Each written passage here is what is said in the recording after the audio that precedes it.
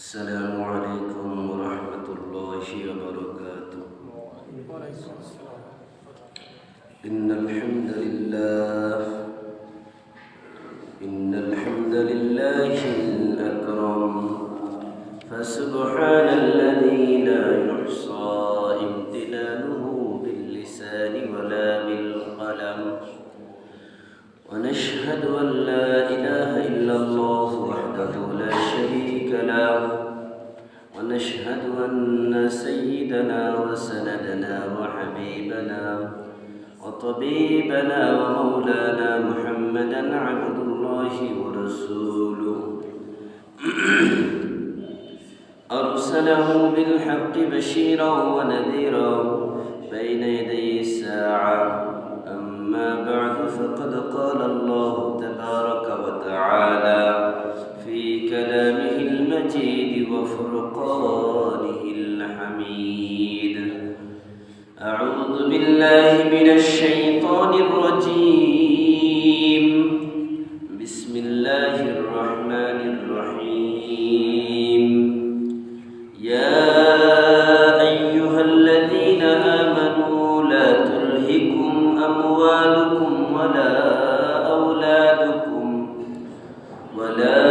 أولادكم عن ذكر الله، ومن يفعل ذلك فأولئك هم الخاسرون.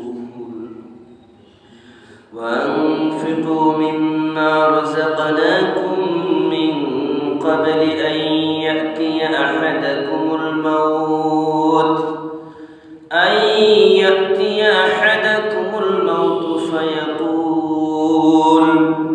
فيقول رب لولا أخرتني إلى أجل قريب فأصدق وأكن من الصالحين.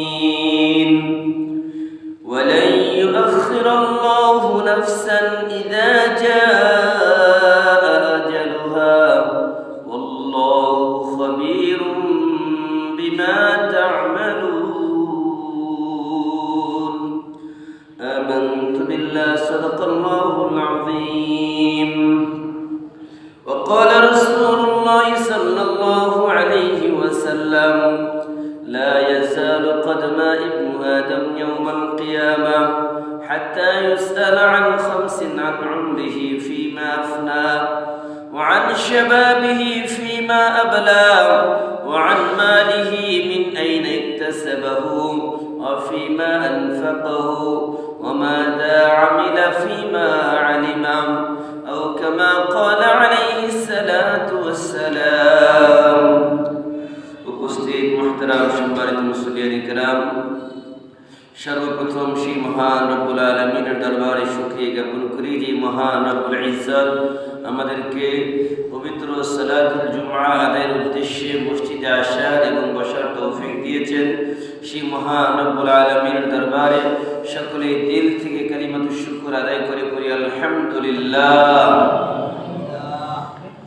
বিশ্ব মানবতার মুক্তির দূত, আকায়ে নামদার, সমস্ত নবীদের সরদার হযরত মুহাম্মদুর রাসূলুল্লাহ সাল্লাল্লাহু আলাইহি ওয়াসাল্লামের প্রতি লক্ষ কোটি দরুদ ও সালামের হাদিয়া পেশ করে সকলে পড়ি সাল্লাল্লাহু আলাইহি ওয়াসাল্লাম। সম্মানিত মুসল্লিয়ান কিরাম, আল্লাহ পাক রব্বুল আলামিন আমাদেরকে এক সপ্তাহ পর পর যে পবিত্র সালাতুল জুমআ আদায়ের উদ্দেশ্যে যে আসার সুযোগ করে দেন, এর জন্য খুশি না বেজার? আল্লাহ রাসূল সাল্লাল্লাহু আলাইহি ওয়াসাল্লাম বলেন: as-salawatul khams wal jum'atu ila al-jum'ah wa ramadanun ila ramadan mukaffiratun lima bainahunna idha ujtunibatil kaba'ir। আল্লাহর হাবিব সাল্লাল্লাহু আলাইহি ওয়াসাল্লাম বলেন, আল্লাহর হাবিব সাল্লাল্লাহু আলাইহি ওয়াসাল্লাম বলেন, 5 ওয়াক্ত নামাজ এবং এক জুমআ থেকে আরেক জুমআ পর্যন্ত নামাজ, এক রমাদান থেকে আরেক রমজান পর্যন্ত, মুকাফফিরাতুন লিমা বাইনাহুন্না, একটা আরেকটার জন্য কাফফারা হবে। আপনি এক ওয়াক্ত নামাজ পড়েছেন, আরেক ওয়াক্ত পড়েন নাই, এটার জন্য কিন্তু কাফারা হবে না। আপনি ফজর পড়েছেন, জোহর পড়েছেন, ফজর আর জোহরের মাঝে যত গুনাহ হয়েছে, জোহরের নামাজ আদায় করার কারণে আল্লাহ পাক রব্বুল আলামিন মাঝখানের যত গুনাহ আছে ওই গুনাহগুলো কাফারা হিসেবে সকল গুনাহগুলো মাফ করে দিবেন।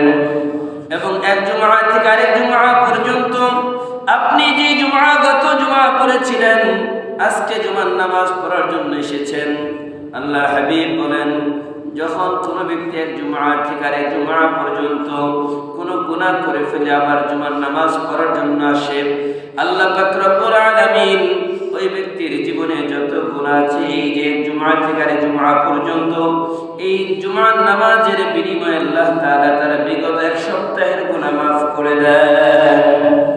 এবং যদি কোনো ব্যক্তি একটি রমজান পেয়ে গেল, এর পরবর্তী বছর আরেকটি রমজান পেয়ে গেল, আর এই রমজান পুরো এক বছরের মাঝে যত গুনাহ হয়েছে আল্লাহর হাবিব বলেন এই মাঝখানের সকল গুনাহগুলো পরবর্তী রমজানের দ্বারা আল্লাহ তাআলা তার পুরো এক বছরের গুনাহ মাফ করে দেন। শুধু তাই না, ইদা উজতুনিবাতিল কাবাইর, শর্ত হচ্ছে কবিরা গুনাহ না করা। যদি কবিরা গুনাহ করে ফেলে তাহলে তওবা লাগবে, তওবা ছাড়া কবিরা গুনাহ মাফ হবে না। এই জন্য আল্লাহর হাবিব সাল্লাল্লাহু আলাইহি ওয়াসাল্লাম বলেছেন তোমরা সদা সর্বদা বেশি বেশি করে ইস্তিগফার করো, বেশি বেশি করে তওবা করো। কারণ আল্লাহর হাবিব সাল্লাল্লাহু আলাইহি ওয়াসাল্লাম দৈনিক 70 বার করে কমপক্ষে ইস্তিগফার করতেন, দৈনিক কমপক্ষে 70 বার করে ইস্তিগফার করতেন। এজন্য সম্মানিত হাজিরিন, আমরা যে জুমা আসতে পেরেছি খুশি না বেজার? বলতে হবে খুশি না বেজার? আরেকবার দিল থেকে পড়ি আলহামদুলিল্লাহ। পাখাটা ছেড়ে দিতে বলেন, পাখা দেন। সম্মানিত মুসল্লিয়ানে কেরাম, আমি সূরা মুনাফিকুন থেকে কিছু আয়াত তেলাওয়াত করেছি শেষের অংশে। সূরা মুনাফিকুনের 9, 10, 11 এই তিনটি আয়াত তেলাওয়াত করেছি। এই তিনটি আয়াতকে সামনে রেখে অল্প সময় কিছু কথা বলার নিয়ত করেছি। ওমা তাওফীক ইল্লা বিল্লাহ। সম্মানিত প্রিয় হাজিরিন, আমরা দুনিয়াতে এসেছি, দুনিয়াতে আবার থাকবো না। এক সময় ছিলাম না, এখন আছি, থাকবো না। কিন্তু এই যে অল্প সময় দুনিয়াতে যে বিচরণ করছি, এই অল্প সময়টাকে আল্লাহ তাআলা আমাদেরকে দিয়েছেন একটা পরীক্ষা করার জন্য। আল্লাহ তাআলা আমাদেরকে এই জগতে পাঠিয়েছেন পরীক্ষা নেওয়ার জন্য। আমরা পরীক্ষা দিব, আল্লাহ তাআলা পরীক্ষা নেবেন। আল্লাহ তাআলা পরীক্ষা দিবেন আর নেবেন, এটা কিভাবে? এটা আল্লাহ তাআলা সূরা মুলকের মধ্যে বলেন, আল্লাযী খালাকাল মাউতা ওয়াল হায়াতা লিয়াবলুয়াকুম আইয়ুকুম আহসানু আমালা। আল্লাযী খালাকাল মাউতা ওয়াল হায়াতা লিয়াবলুয়াকুম আইয়ুকুম আহসানু আমালা। আল্লাহ পাক রব্বুল আলামিন বলেন, তিনি রব, যিনি মানুষের মরণ সৃষ্টি করেছেন, মানুষের জীবন সৃষ্টি করেছেন। এই মরণ এবং জীবন কেন সৃষ্টি করেছেন? লিয়াবলুয়াকুম আইয়ুকুম আহসানু আমালা। আল্লাহ বলেন তোমাদেরকে পরীক্ষা করব, তোমাদের মধ্য থেকে কে সব থেকে সুন্দর আমল করে, কে সব থেকে বেশি সুন্দর আমল করে। এটা বলেন নাই কে সব থেকে বেশি আমল করে, এটা বলেন নাই, বলেছেন কে সব থেকে বেশি সুন্দর আমল করে। এখন একটা জিনিস তৈরি করার জন্য আপনার ওই বিষয়ে যদি পরিপূর্ণ জ্ঞান না থাকে, আপনি কি ওই জিনিসটাকে সুন্দর করে তৈরি করতে পারবেন? পারা সম্ভব না।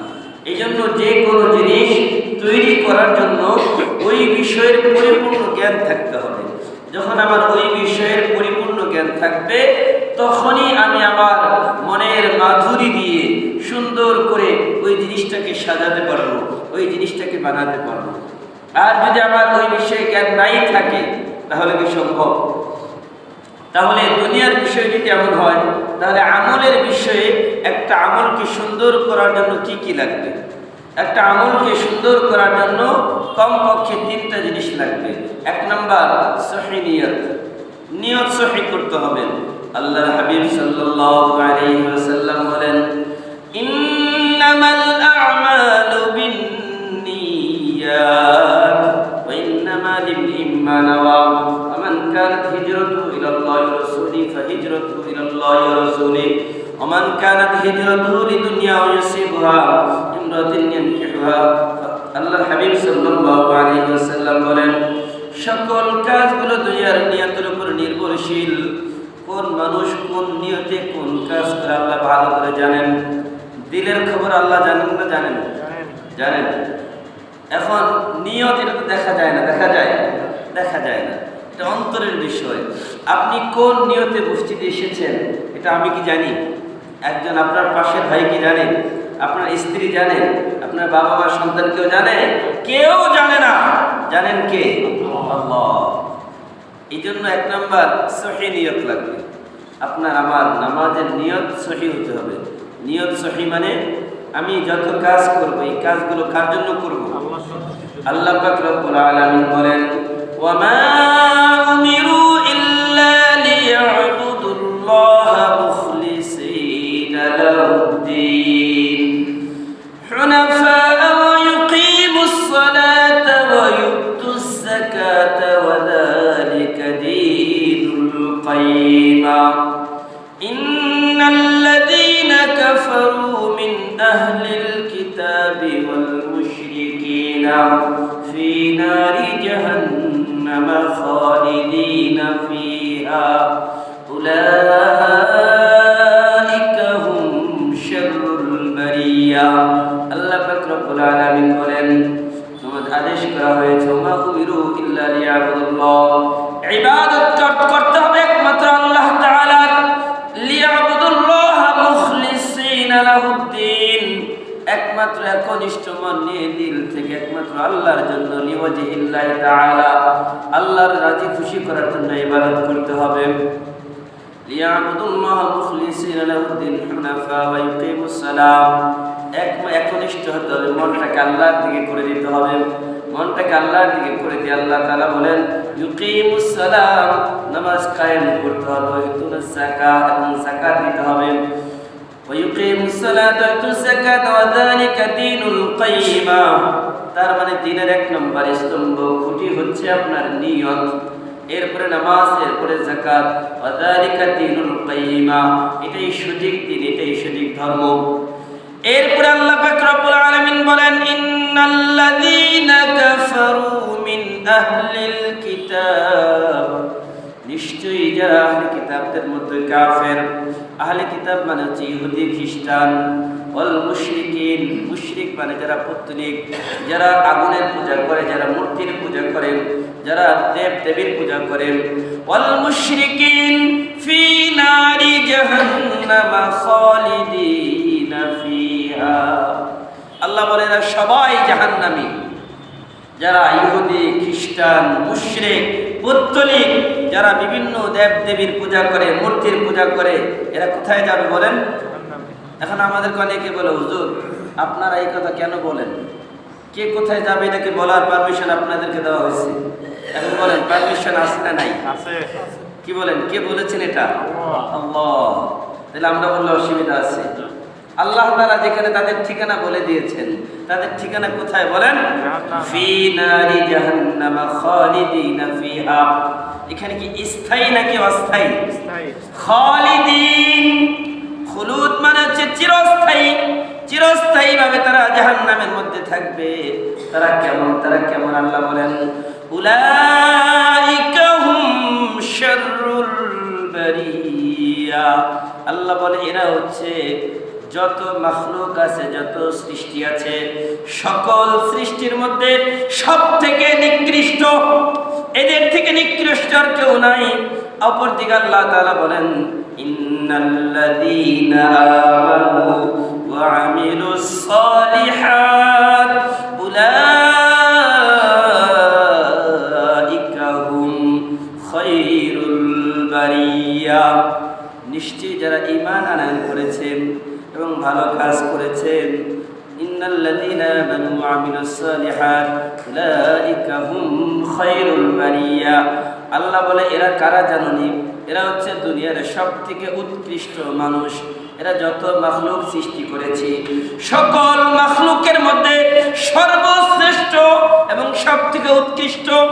উলাইকা হুম খায়রুল বারিয়া জাযাউহুম ইনদা রাব্বিহিম জান্নাতু আদনিন তাজরি মিন তাহতিহাল আনহারু খালিদিনা ফিহা আবাদা রাদিয়াল্লাহু আনহুম ওয়া রাদু আন যালিকা লিমান খাশিয়া রাব্বা। আল্লাহ বলেন জানোনি এই যে যারা ঈমানদার এবং ভালো কাজ করেছে তাদের ঠিকানা কোথায়? তাদের ঠিকানা হবে জাযাউহুম ইনদা রাব্বিহিম, তাদের প্রতিদান তাদের রবের কাছে। ইনদা রাব্বিহিম জান্নাতু আদনিন তাজরি মিন তাহতিহাল আনহার, চিরস্থায়ী জান্নাত, যে জান্নাতের মধ্যে ঝর্ণা প্রবাহিত হবে, পানির ঝর্ণা প্রবাহিত হবে। দেখবেন আমাদের ছাত্রবেলা মনে আছে যখন মন খারাপ থাকতো লালবাগ কেল্লায়, তো লালবাগে পড়তাম, লালবাগ শাহী মসজিদের পাশে লালবাগ কেল্লা, ঐতিহাসিক লালবাগ কেল্লায় বিকালবেলা একটু ঘুরতে যেতাম। তো লালবাগ কেল্লার ভিতরে বিভিন্ন ঝর্ণা একদম ছাড়া থাকতো বিকালবেলা। তো ঝর্ণার দৃশ্যগুলো দেখে দেখে মনটা শিহরিত হতো, মনটা আনন্দিত হতো। আবারও যখন বেশি মন খারাপ থাকতো অনেক সময় ঘুরতেও যেতাম। দেখা সিলেটের মধ্যে কয়েকবার গিয়েছি সেই ঝর্ণা দেখতে, পাহাড়ি অঞ্চলে পাহাড়ে যখন উঠেছি। চট্টগ্রামে গিয়েছি, যখন পাহাড়ে ঝর্ণাগুলো প্রবাহিত হয়, ঝর্ণার পানিতে গোসল করলে দেখা যায় মনে অনেক সময় অনেক কষ্টগুলো দূর হয়ে যায়। এই যে দুনিয়ার মধ্যে সাধারণ ঝর্ণা দেখলে মানুষের মনের কষ্ট লাঘব হয়, মানুষের মনে আনন্দ আসে, ফিলিংসটা ভালো হয়, এই যে একটা সাধারণ বিষয়। আর আমি চিন্তা করি আল্লাহ তাআলা যেটা বলেছেন যে এমন জান্নাত, যে জান্নাতের মধ্যে ঝর্ণা প্রবাহিত হবে আর সেই ঝর্ণার সামনে জান্নাতীরা বসে থাকবে, তাজরি মিন তাহতিহাল আনহার। আল্লাহ বলেন তাদের রবের কাছে তাদের চিরস্থায়ী জান্নাত রয়েছে। কতদিন থাকবে? খালিদিনা ফিহা আবাদা, চিরকাল চিরকাল। রাদিয়াল্লাহু আনহুম ওয়া রাদু আন, আল্লাহ তাআলা তাদের প্রতি সন্তুষ্ট হয়ে গেছেন, আর যারা জান্নাতি তারাও আল্লাহর প্রতি সন্তুষ্ট হয়ে গেছেন। ওয়া যালিকা লিমান খাশিয়া রাব্বা, এই যে সন্তুষ্ট হওয়াটা এটা কিসের কারণে? এটা বলে আল্লাহ তাআলা বলেন এটা হচ্ছে তারা আল্লাহকে ভয় করত। এটা তারা আল্লাহকে ভয় করত। কেমন ভয়? ফাআম্মা মান খাফফাত মাওয়াজিনু ফাহুয়া ফি ঈশাতির রাদিয়া। আল্লাহ বলেন যারা আল্লাহকে ভয় করে, আল্লাহর সামনে দাঁড়ানোকে ভয় করে, ফাআম্মা মান খাফা মাকামা রাব্বিহি ওয়া নাহান নাফসা আনিল হাওয়া, যারা আল্লাহকে ভয় করে এবং নিজের নফসটাকে সকল অন্যায় কাজ থেকে বিরত রাখে, ওয়া নাহান নাফসা আনিল হাওয়া ফাইন্নাল জান্নাতা হিয়াল মাওয়া, তার ঠিকানা হবে জান্নাত। অপরদিকে যারা আল্লাহকে ভয় করে না, আল্লাহকে বিশ্বাস করে না, তাদের ঠিকানা হবে জাহান্নাম। এখন আমি আপনাদের সামনে যে অল্প সময় কথা বললাম, এর দ্বারা আপনাদেরকে যে কথাটা বোঝাতে চেয়েছি, যারা ঈমানদার তাদেরকে আল্লাহ জান্নাত দিবেন, আর যারা কাফের, বেঈমান, ইহুদি, খ্রিস্টান, মুশরিক তাদেরকে আল্লাহ জাহান্নামে দিবেন। এই কথার মধ্যে কোনো সন্দেহ আছে? বলেন না কেন সন্দেহ আছে? সমাজের সবথেকে উৎকৃষ্ট মানুষ আল্লাহ তাআলা বলেছেন এরা ঈমানদাররা, আর সব থেকে নিকৃষ্ট মানুষ বেঈমানরা। এর মধ্যে কোনো সন্দেহ আছে? সন্দেহ থাকলে ঈমান থাকবে? এটা কার কথা? আল্লাহর কথা। ভাই আমার, যেহেতু আল্লাহ তাআলা বলেছেন সব থেকে দামি মানুষ হচ্ছে ঈমানদার, আমি আপনাদেরকে বলতে চাই, আপনার একটা গরু আছে, এই গরুটাকে আপনি গরু চড়ানোর জন্য আপনি দোলার মধ্যে ছেড়ে দিলেন। এখন ওই জায়গার মধ্যে আপনারও ধান ক্ষেত আছে, আপনার প্রতিবেশীরও ধান ক্ষেত আছে, অন্য আরেকজনেরও ধান ক্ষেত আছে। এখন গরু কি জানে যে কোনটা মালিকের ধান ক্ষেত আর কোনটা প্রতিবেশী আর কোনটা অন্য কারো? জানে? গরু কি এটা জানে? বলেন। গরুকে ছেড়ে দিয়েছেন, বাস গরু কিন্তু জানে না কোনটা মালিকের আর কোনটা প্রতিবেশী আর কোনটা অন্য কারো। সে সামনে যা পাবে তাই ধান খেয়ে নষ্ট করবে ধান, আর ধানগুলো কার হোক এটা কিন্তু জানে না। আর এই জন্যই মালিক কি করে, গরুর মালিক গরুর গলার মধ্যে রশি লাগিয়ে দেয়, রশি লাগিয়ে খুঁটাটা জমিনের মধ্যে ভালো করে গাড়ে, যাতে করে গরু এদিক সেদিক দৌড়াদৌড়ি করতে পারে না, ঠিক কিনা? কেন? যাতে করে অন্যের ক্ষেত নষ্ট না করে, যাতে করে অন্যের ফসল নষ্ট না করে। কারণ ফসল নষ্ট করলে কি হবে, হয়তোবা তার গরুটাকে খাওয়ারে দিবে, হয়তোবা তার গরুটাকে ধরে বেঁধে রাখবে, সারাদিন কষ্ট পাবে। এখন দুনিয়ার মধ্যে তো আমরা এই সিস্টেম, গরুকে বাঁধার জন্য, গরুকে বাঁচানোর জন্য, মানুষের ক্ষেত বাঁচানোর জন্য কি করি, গরুর গলায় রশি লাগিয়ে রেখেছি, তাই না? তো আল্লাহ তাআলা আমাদের গলায় একটা রশি লাগিয়েছেন, আল্লাহ তাআলা আমাদের গলায় একটা রশি লাগিয়ে দিয়েছেন। সেই রশিটা অদৃশ্য রশি, ওই রশিটা আমাদের গলায় সরাসরি দেন নাই কেন? ওই যে উলাইকা হুম শাররুল বারিয়া, সর্বশ্রেষ্ঠ মানুষ, এদের গলায় যদি 24 ঘন্টা রশি লাগানো থাকে, এটা কি ভালো দেখায়? কি বলেন? আমার গলায় যদি সারাদিন রশি লাগিয়ে দেন, আমি ইমামতি করি, এটা কি ভালো দেখায়? মানুষ বলবে কি ব্যাপার, ইমাম সাহেবের গলায় দড়ি কেন? যদি সভাপতির গলায় দড়ি লাগিয়ে দেন, বলবে কি ব্যাপার, সভাপতির গলায় দড়ি কেন? সেক্রেটারির গলায় দড়ি লাগিয়ে দিবেন, বলবে কি ব্যাপার, সেক্রেটারির গলায় দড়ি কেন? বলবে না, বলবে না? কি বলেন?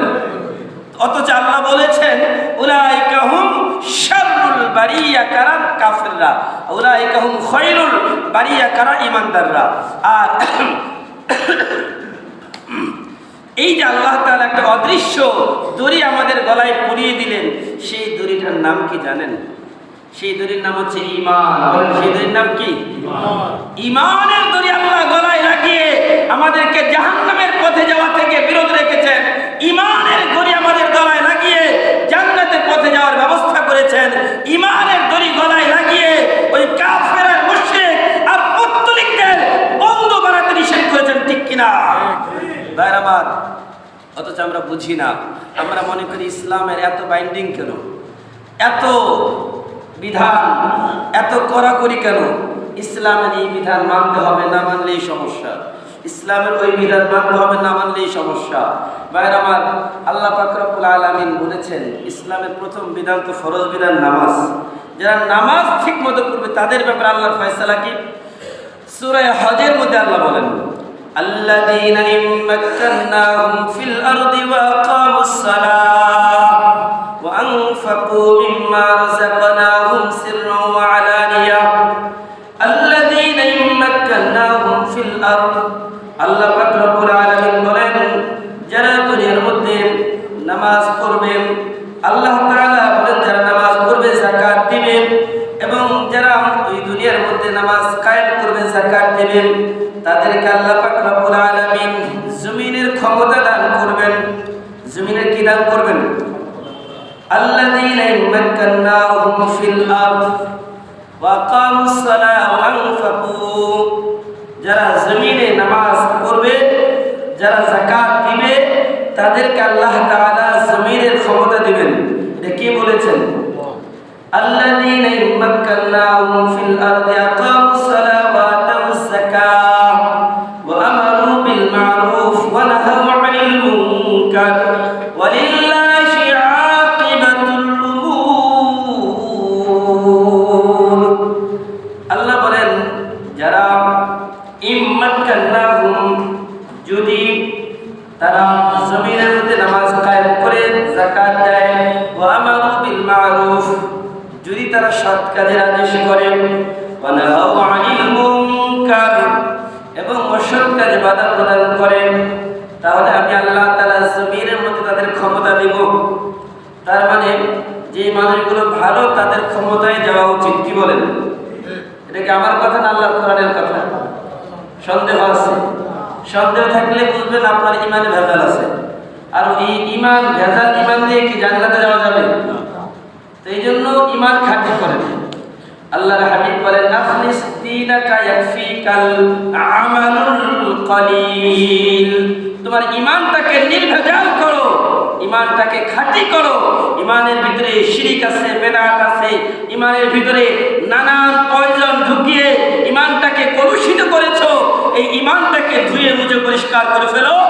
আখলিস দীনাকা ইয়াকফিকাল আমালুল কলিল। ইয়াকফি মানে যথেষ্ট, কাল আপনার জন্য, আমালুল কলিল অল্প আমল। জান্নাতে যাওয়ার জন্য বেশি আমল লাগবে না ভাই।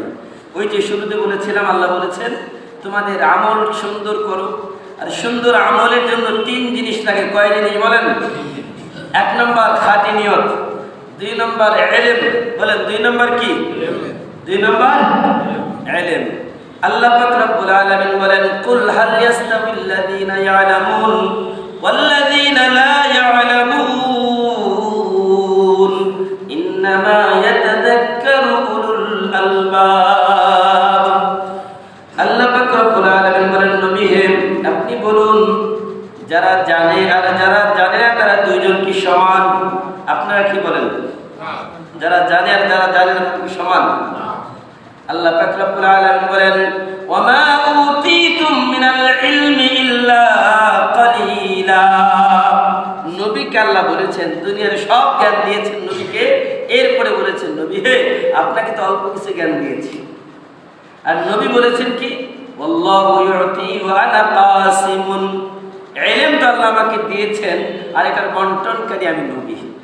নবী এটা ইলম বন্টন করে আর আল্লাহ তার নবীকে দিয়েছেন, তাও নাকি কম দিয়েছেন, অথচ পৃথিবীর সব জ্ঞান আল্লাহ নবীকে দিয়েছেন, দেন নাই?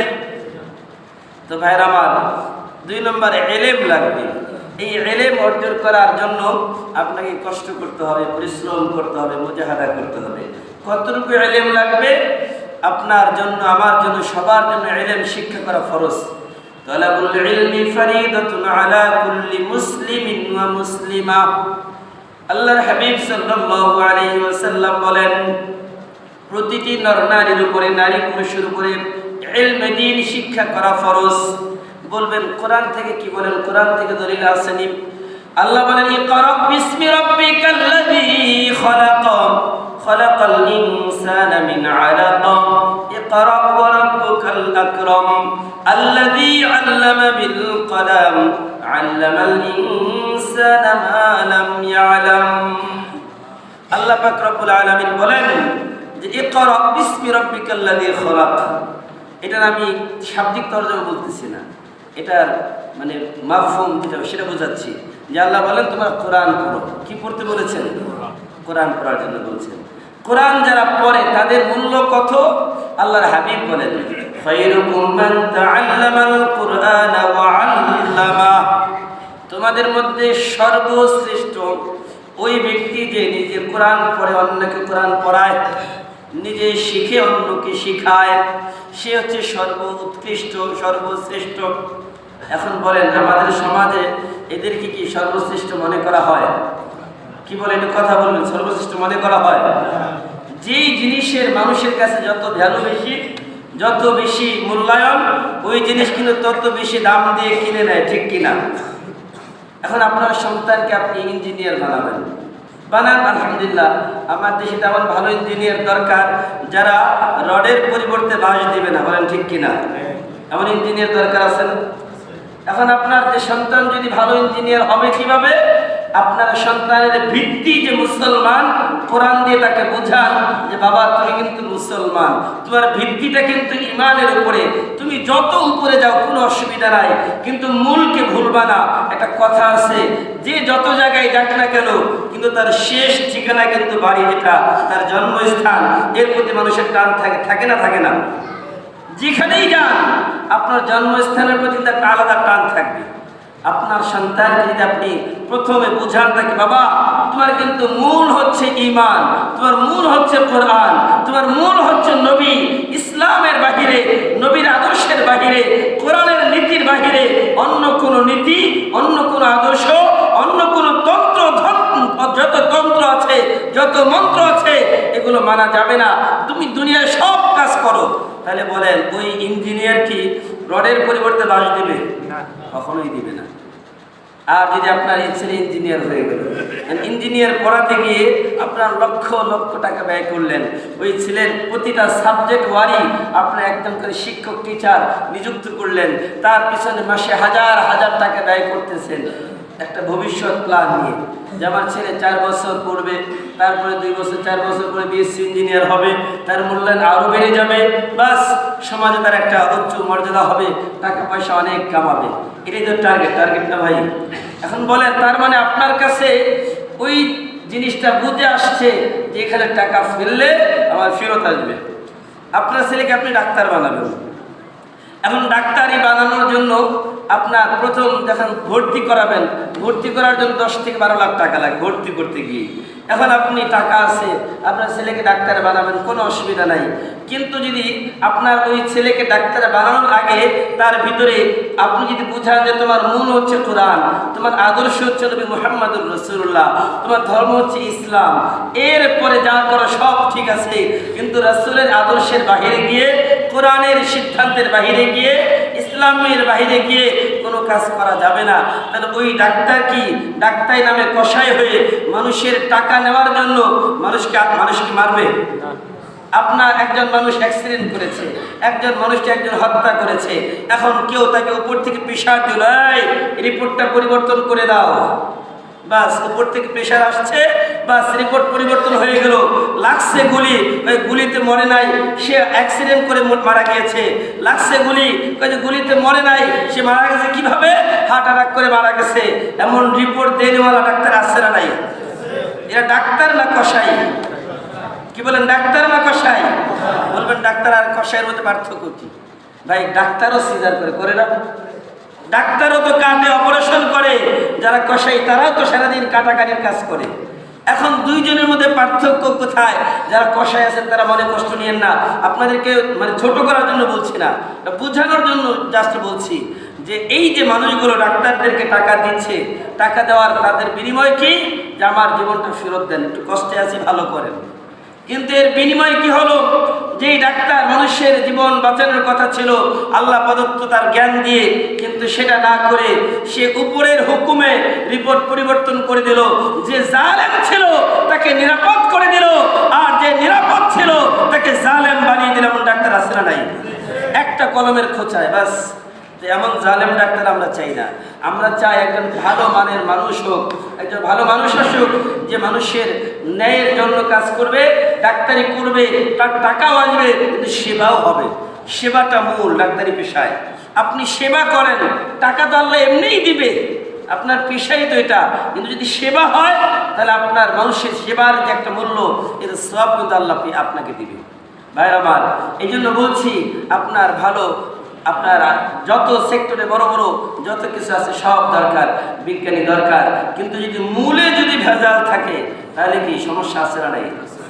এই জন্য আল্লাহ বলছেন ইকরা বিসমি রাব্বিকাল্লাযী খালাক, তুমি কোরআন পড়ো। আর কোরআন পড়বেন কত বছর বয়সে? এখন তো আপনাদের বয়স কারো 50, কারো 40, কারো 30, কারো 60, 70। এখন তো আপনাদের ভাবতেছেন যে হুজুর আমাদেরকে আর পড়ার বয়স আছে? বয়স আছে না নাই? পড়ার কোনো বয়স আছে? কোনো বয়স নেই। আর তাআল্লুমু ফিল লাহদি ইলাল মাহদি, আপনি দোলনা থেকে কবর পর্যন্ত শিক্ষা অর্জন করেন, এমন প্রবাদ আছে না নাই? সুতরাং শিখার কোনো বয়স নাই। এটা তো যারা বয়স তাদের কথা বলছি, যারা বাচ্চা তাদের ব্যাপারে আমাদের জন্য আল্লাহর পক্ষ থেকে কি আদেশ, আমাদের সন্তানদের জন্য আল্লাহর পক্ষ থেকে আমাদের কি আদেশ করা হয়েছে? আল্লাহর হাবিব বলেন, মুরু আওলাদাকুম বিসসালাত ওয়া হুম আবনাউ 7 সিনিন ওয়াদরিবুহুম আলা 10 সিনিন।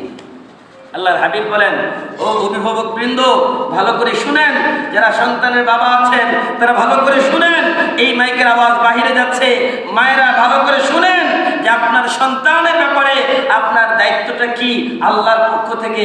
আল্লাহর পক্ষ থেকে আমার জন্য কি দায়িত্ব, আপনার জন্য কি দায়িত্ব, এই হাদিসে সুস্পষ্ট করে বলে দেওয়া হয়েছে, মুরু আওলাদাকুম বিসসালাত। আল্লাহ রাসূল বলেন, মুরু আদেশ করো আওলাদাকুম তোমাদের সন্তানদেরকে বিসসালাত নামাজের ব্যাপারে। কাদেরকে আদেশ করার জন্য বলা হয়েছে? সন্তানদেরকে। কত বছর? ওহুম আবনাউ 7 সিনিন, যখন তাদের বয়স 7 বছর। বলেন কয় বছর? কয় বছর? এখন 6 বছরের বাচ্চাদেরকে স্কুলে দেন। এখন ওই সন্তানকে কিন্তু যদি স্কুলে একটা সময় এই যে 8টার সময় পরিবর্তন করে 1 ঘন্টা আগায় আনা হয়েছিল, 7টায় করা হয়েছিল, মনে আছে না নাই?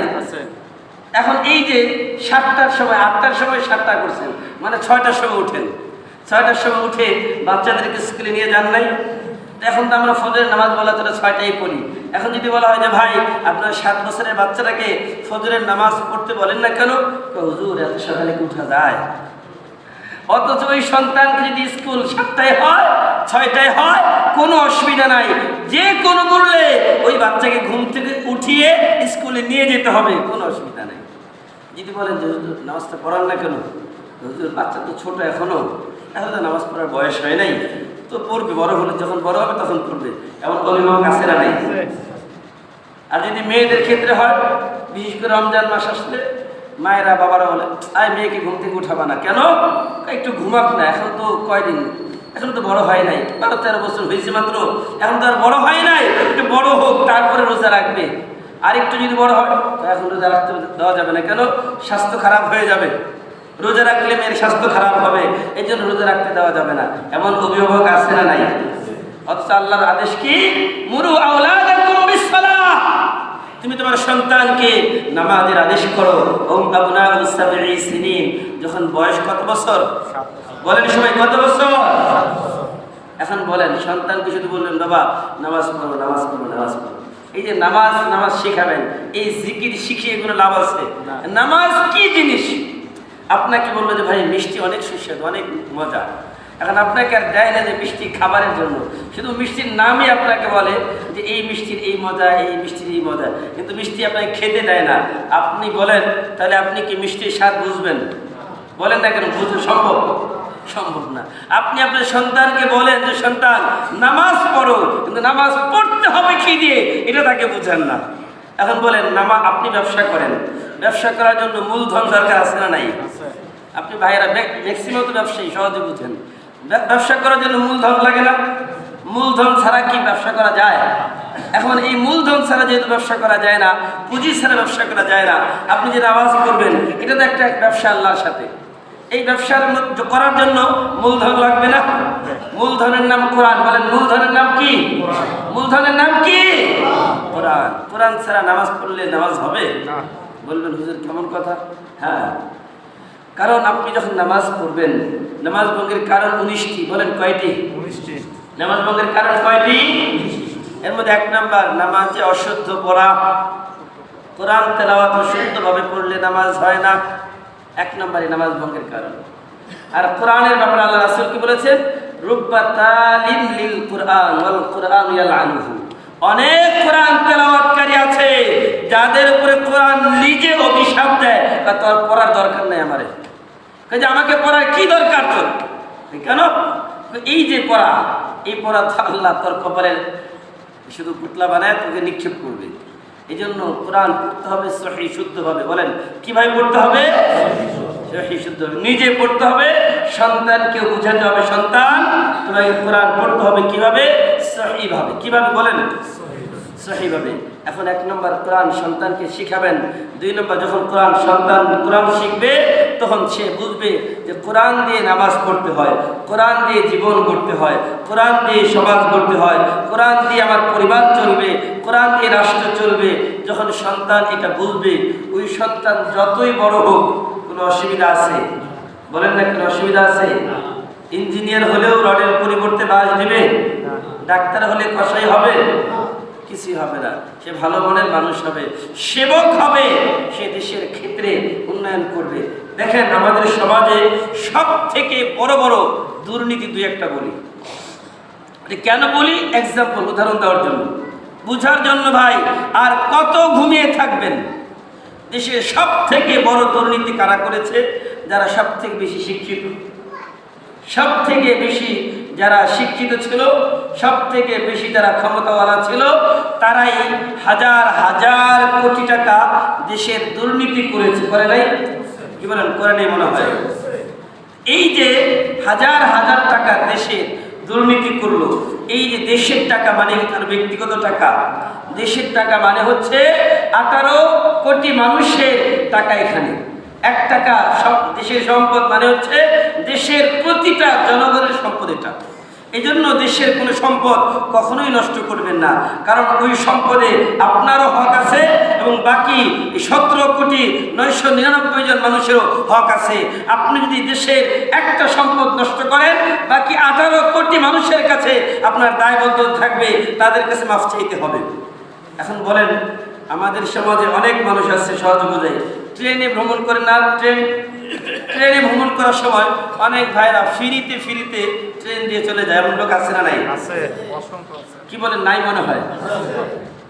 এখন বলেন তো আপনি, এই ট্রেন এটা সরকারি সম্পদ নাকি ব্যক্তিগত সম্পদ? বলেন না কেন, কার সম্পদ? এখন সরকারি সম্পদ মনে করে আপনি ভাবলে বাঁচলো, 500 টাকা বেঁচে গেল, আমার ঢাকায় আসলাম ফিরি। কিন্তু আপনি তো জানেন না ভাই, এই 500 টাকার বিনিময়ে কিয়ামতের ময়দানে 18 কোটি মানুষের কাছে আপনার জবাব দিতে হবে যে কেন তুমি রাষ্ট্রের সম্পদ নিজের জন্য ব্যয় করেছো। আবু বকর সিদ্দিক রাদিয়াল্লাহু তাআলা, ওমর রাদিয়াল্লাহু তাআলা আনহু, তার কাছে একজন ব্যক্তি আসছে কথা বলার জন্য, রাতের বেলা সন্ধ্যার পরে। তো ওমর রাদিয়াল্লাহু তাআলা আনহু বাতিটাকে নিভিয়ে দিয়েছেন। কি ব্যাপার আমিরুল মুমিনিন, বাতি নিভিয়ে দিলেন কেন? তোমার সাথে আমার ব্যক্তিগত কথা এখন।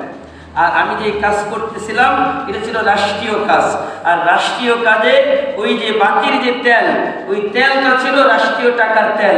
সুতরাং যেই বাতিটা জ্বলতেছিল রাষ্ট্রীয় কাজের জন্য, রাষ্ট্রীয় অর্থ ব্যয় করে রাষ্ট্রীয় কাজের জন্য ব্যয় হচ্ছিল ওই তেলের টাকা। সুতরাং আমার আর তোমার যে কথা, এটা তো এখন ব্যক্তিগত কথা, এটা কোনো রাষ্ট্রীয় কথা না। আর এই জন্য আমি বাতিটা নিভিয়ে দিলাম যাতে করে ওই রাষ্ট্রীয় টাকাটা আমার আর তোমার কাজে ব্যয় না হয়। বলেন, এমন লোক যদি খেলাফতে বসে, এমন লোক যদি খেলাফতের মসনদে বসে, দেশের উন্নতি হবে নাকি অবনতি হবে? তাদের ভিতরে এই ভয় কেন ছিল? আল্লাহর ভয় ছিল। তাই আমাদের যারা ক্ষমতায় আসে তাদের ভিতরে আল্লাহর ভয় নাই। তারা মনে করে আরে এমপি হলেই তো রাতারাতি কোটি কোটি টাকার মালিক হওয়া যায়, তারা মনে করে মন্ত্রী হলেই তো গাড়ি পাওয়া যায়, একটা পতাকা পাওয়া যায়, দেশে বডিগার্ড পাওয়া যায়, হাজার হাজার কোটি টাকা রাতারাতি মালিক হয়ে যাওয়া যায়। এর থেকে সহজ পদ্ধতি আর নাই। সুতরাং যত ব্যবসায়ী আছে, ম্যাক্সিমাম ব্যবসায়ীরা ব্যবসা ছেড়ে ওই জায়গায় টাকা ইনভেস্ট করা শুরু করেছে, আর নমিনেশনের জন্য একটা কাগজ কিনে নিয়ে বাস রাতারাতি কোটি কোটি টাকার মালিক হয়ে যাচ্ছে। এমন হচ্ছে না। কারণ কি জানেন? ওই যে কোরআনের শিক্ষা নাই, আল্লাহর ভয় নাই, না থাকার কারণে রাষ্ট্রীয় সম্পদ যে তাসরুফ করা যাবে না, রাষ্ট্রীয় সম্পদ যে ব্যয় করা যাবে না নিজের জন্য, এটা বুঝে না। এটা আমি তাদের অজ্ঞতা বলছি, এটা আসলে তাদের অজ্ঞতা। কেন? এটা তারা বুঝে না যেটা করলে আমার অপরাধ হবে। আমরা এই জন্য কথাগুলো বলি, এই জন্য কি মনে কষ্ট নেন আপনারা? কারণ আমাদের দায়িত্ব হচ্ছে আপনাদেরকে জানানো ভাই, এই জন্য জানাই, মানে কষ্ট নেবেন না। আপনাদের সাথে কোনো শত্রুতা আমাদের নাই, আছে নাকি? কারণ আপনারা আমাকে দায়িত্ব দিয়েছে যে হুজুর কোরআনের কথাগুলো বলেন, এই জন্যই শুধু বলি। আর যদি বলেন যে হুজুর বলার দরকার নেই, বলবো না বাস। ভাইরা আমার, আমি সূরা মুনাফিকুন থেকে যে আয়াত তেলাওয়াত করেছি, ওই আয়াতের অনুবাদ করে আলোচনা শেষ করে দিচ্ছি। আল্লাহ পাক রব্বুল আলামিন বলেন, ইয়া আইয়ুহাল্লাযীনা আমানু, হে ঈমানদারগণ, লা তুলহিকুম আমওয়ালুকুম ওয়ালা আওলাদুকুম আন যিকরিল্লাহ, তোমাদেরকে যেন গাফিল করে না দেয়, তোমাদেরকে যেন উদাসীন করে না দেয়। আমওয়ালুকুম, তোমাদের সম্পদ, আওলাদুকুম, তোমাদের সন্তান, তোমাদের সম্পদ, তোমাদের সন্তান, এগুলো যেন তোমাদেরকে আল্লাহ থেকে উদাসীন করে না দেয়, আল্লাহ থেকে গাফিল করে না দেয়। ওয়া ইয়াফআল যালিকা, যে ব্যক্তি সন্তানের কারণে, সম্পদের কারণে আল্লাহ থেকে উদাসীন, আল্লাহ থেকে গাফিল, ফাউলাইকা হুমুল খাসিরুন, তারা সবাই ক্ষতিগ্রস্ত। তারা সবাই কি? وأنفقوا مما رزقناكم من قبل أن يأتي أحدكم الموت। এখন এই যে সম্পদ, এটা কখন ব্যয় করবেন? আল্লাহ বলেন ওয়ানফিকু, খুব ভালো করে শুনেন, তোমরা ব্যয় করো, মিম্মা রাযাকনাকুম, আমি তোমাদেরকে যে সম্পদ দিয়েছি, মিন ক্বাবলি আন ইয়াতিয়া আহাদাকুমুল মাউত, তোমাদের কাছে মৃত্যু আসার আগে। সম্পদ কখন ব্যয় করার জন্য বলছে? বলেন না কেন? মৃত্যু আসার আগে। এখন আপনি মৃত্যু আসার আগে 2 টাকা আল্লাহর রাস্তায় দান করতে রাজি না। আপনার মৃত্যুর পরে আপনার সন্তান কি করে? আপনার সন্তান বড় করে একটা কুলখানির ব্যবস্থা করে, একদম লক্ষ লক্ষ টাকা ব্যয় করে কয়েকটা গরু কিনে বাস পুরা এলাকার সকল মানুষকে দাওয়াত খাওয়ায়। ভাই এটাই কি ইসলাম? আপনার দায়িত্ব ছিল আপনার মৃত্যুর পূর্বে আপনার সম্পদ ইসলামের কাজে ব্যয় হোক, এটা আপনি দেখেন। আপনার নিজের বলতে আসলে কি? আপনি যখন মারা যাবেন, আমি মারা যাব না, বেঁচে থাকবো সারা জীবন। আমাদের মৃত্যুর সময় আমাদের সাথে কবরে তিনটা জিনিস যাবে। বলেন কয়টা জিনিস? বলেন কয়টা জিনিস? 1 নম্বর আমার সম্পদ, 2 নম্বর আমার আত্মীয় স্বজন, 3 নম্বর আমার আমল। সম্পদ, আত্মীয় স্বজন আর আমল।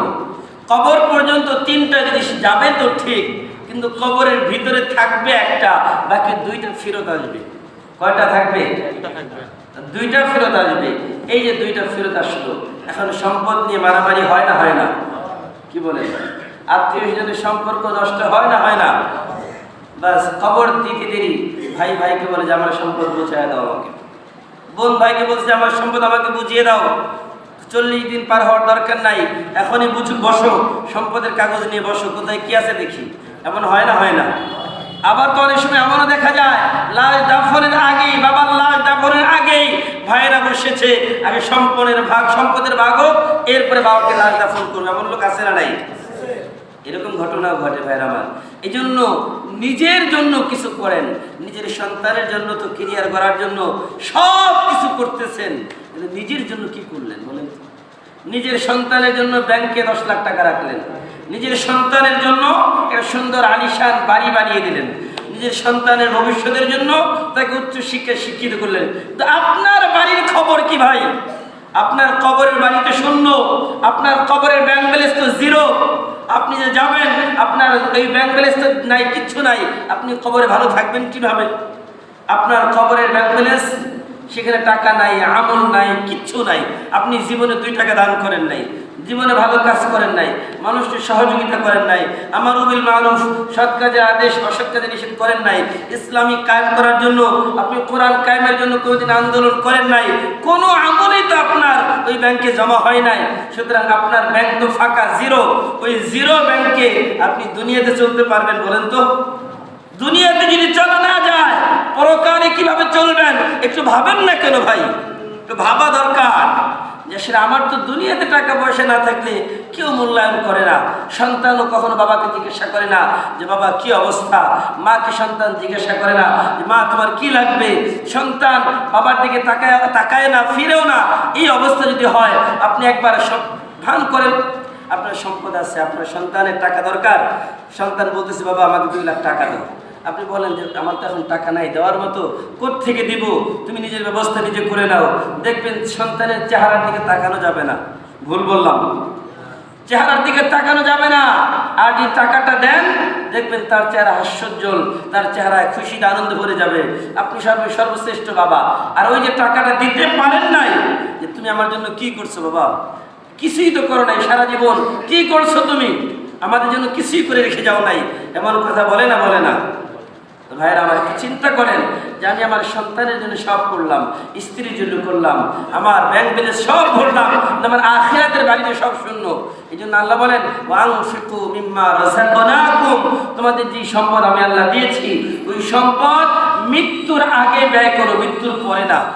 মৃত্যুর আগে ব্যয় করেন, আল্লাহর ঘরে কিছু দান করেন, আপনার এলাকায় গরিব দুঃখী আছে তাদেরকে দান করেন।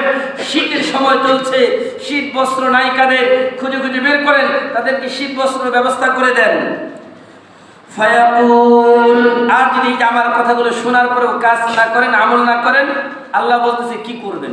ফায়াকুল, তারা বলবে রব্বি, হে আমার প্রভু। ফায়াকুল রব্বি, হে আমার প্রভু, লাউলা আখরতানি ইলা আজালিন করিব, লাউলা আখরতানি ইলা আজালিন করিব। আল্লাহ যদি আমাকে আরেকটু সময় দিতেন, অল্প একটু সময় যদি দিতেন, ফাসাদতাকা ওয়া আকুম মিনাস সালিহিন, তাহলে আমি আমার দুনিয়ার সব সম্পদগুলো আপনার রাস্তায় ব্যয় করে দিয়ে আমি একজন ভালো মানুষ হয়ে যেতাম। এই আফসোস যেন করতে না হয়, এই চিন্তা যেন পরবর্তীতে আল্লাহর সামনে করতে না হয়। এই জন্য আল্লাহ আগেই বলে দিয়েছেন খবরদার পরে এসে আফসোস করো না যে আল্লাহ আমাকে আরেকটু সুযোগ কেন দিলেন না। ফাসাদতাকা ওয়া আকুম মিনাস সালিহিন, সম্পদ পকেটে আছে, চিন্তা করে আল্লাহর ঘরে দিব, 2 টাকা নোট আছে কিনা দেখি, পকেটে হাতায় দেখে যে শিখি আতলা এগুলো আছে নাকি, কয়েন আছে কিনা, এমন লোক আছে না নাই? সব থেকে সেরা নোটটা মসজিদে দেয়, এমন লোক আছে না নাই?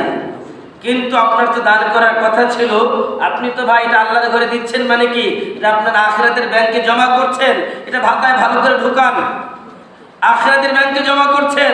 আপনার সব থেকে বড় নোটটা আপনার নিজের জন্য আল্লাহর ঘরে দেওয়া দরকার ছিল, কারণ আল্লাহর ঘরে দিবেন, এটা আপনার পরকালে জমা হবে, এটা তো আপনি নিজের জন্য দিচ্ছেন, এটা আপনার নিজের জন্য দিচ্ছেন। এটা ভাববেন না যে মসজিদ কমিটিকে দিয়ে দিলাম, ইমাম সাহেবকে দিয়ে দিলাম, তারা কি করবে না, এটা আপনি আল্লাহর ঘরে দিচ্ছেন। আল্লাহ তাআলা আপনার এই সম্পদকে খুব সুন্দর করে রাখবে, তো রাখবে কিভাবে রাখবে জানেন? দুনিয়াতে ব্যাংকে টাকা যদি রাখেন, ব্যাংক ডিপোজিট করেন, সেখানে লাভ আছে না নাই? কি বলেন, লাভ মনে হয় নাই, আছে নাকি? যদি লাভ থাকে আখিরাতের ব্যাংকে জমা করলে লাভ আছে না নাই? কত পরিমাণ জানেন? 70 না 70,000 গুণ বেশি আল্লাহ তাআলা এর সাথে লাভ যোগ করে কিয়ামতের ময়দানে আল্লাহ আপনাকে দিয়ে দিবে। সুবহানাল্লাহ। তাহলে ওই জায়গায় লাভ বেশি না কম? ভাইরা আমার, দুনিয়াতে আপনার 2.5% লাভ দেবে, 25% লাভ দেবে সর্বোচ্চ, কিন্তু এর তো বেশি দিবে না। কিন্তু আল্লাহ তাআলা না, সর্বনিম্ন 70 গুণ, সর্বনিম্ন কত? তাহলে আল্লাহর রাস্তায় ব্যয় করা দরকার আছে না নাই?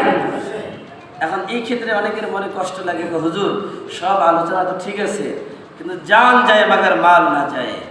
জান দিতে রাজি কিন্তু মাল দিতে রাজি না, এমন লোক আছে না নাই? ভাই জানেই যদি না থেকে মাল দিয়ে করেনটা কি? ইয়াসআলুনাকা মাযা ইউনফিকুন। আল্লাহ তাআলা কে রাসূল সাল্লাল্লাহু আলাইহি ওয়াসাল্লাম আল্লাহকে প্রশ্ন করলেন যে আল্লাহ, আমার সাহাবীরা আমাকে জিজ্ঞাসা করে যে আমার সম্পদ থেকে কতটুকু ব্যয় করব। তা আল্লাহ তাআলা এই প্রশ্নটা তুলে ধরছেন, ইয়াসআলুনাকা, তারা আপনাকে জিজ্ঞাসা করে মাযা ইউনফিকুন, তারা কতটুকু ব্যয় করবে। আপনি বলেন কুলিল আফ, কুল আল আফ। হে নবী আপনি বলুন আল আফ। আফ মানে কি জানেন? আপনার ব্যয় বহন করার জন্য, আপনার পরিবারের ব্যয় বহন করার জন্য যা থাকে এটা আল্লাহর রাস্তায় দিয়ে দাও। আম্মা আয়েশা বলেন আল্লাহর রাসূল কোনোদিন ঘরের মধ্যে টাকা নিয়ে ঘরে ফিরতেন না।